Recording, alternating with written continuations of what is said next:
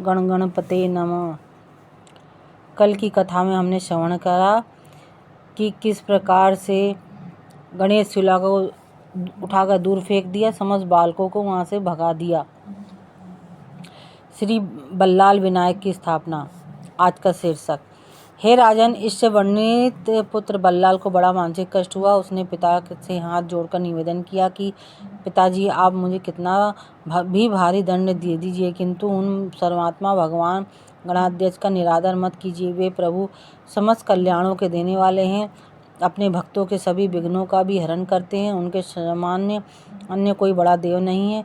वेश्य ने क्रोधावेश में आकर, मूर्ख, इस पत्थर को सर्वात्मा कहता है। देखूंगा तेरा गणाध्यक्ष तेरे विघ्नों को किस प्रकार दूर करता है और तुझे बंधन से कैसे छुड़ाता है।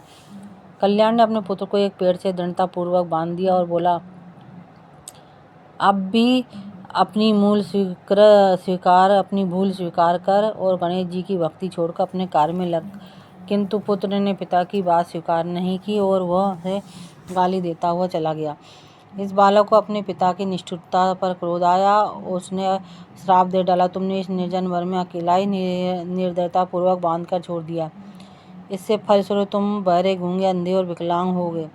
बहुत समय बीत गया। वृक्ष से बंधा रहने के कारण बालक थक गया और रस्सी के बंधन से कोमल अंगों में गड़ गए। इससे अत्यंत पीड़ित होकर वह भगवान गजानन को पुकारने लगा।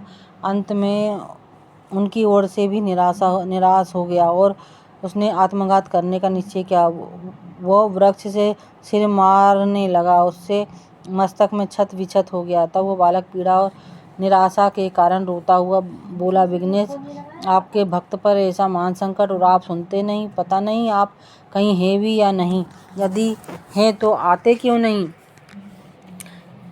तब उसने देखा एक ब्राह्मण आ रहा है। उसने तुरंत ही बालक को बंधन खोले और सिर पर हाथ फेरते हुए कहा, बस तुम्हारी पुकार सुनते ही तो यहाँ आया हूँ। तुमने पिता को श्राप दिया, वो सत्य होगा और यह स्थान तुम्हारे पिता पर बल्लाल विनायक के नाम से प्रसिद्ध हो जाएगा।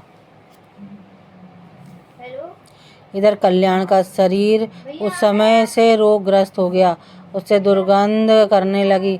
वह बहरा, गूंगा और विकलांग हो गया। उसकी दशा देखकर पत्नी को बहुत दुखा। वो पुत्र देखने के लिए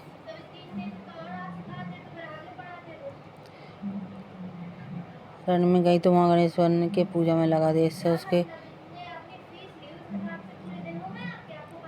मन में बड़ी संता। उसने पुत्र को कहा, वहाँ पुत्र तो बड़ा मंगलकारी, परंतु तुम्हारे पिता की दशा बहुत दार होगा, मैं भी चलकर देखना चाहिए। बस माता पिता की आज्ञा मानना भी पुत्र का परम कर्तव्य है।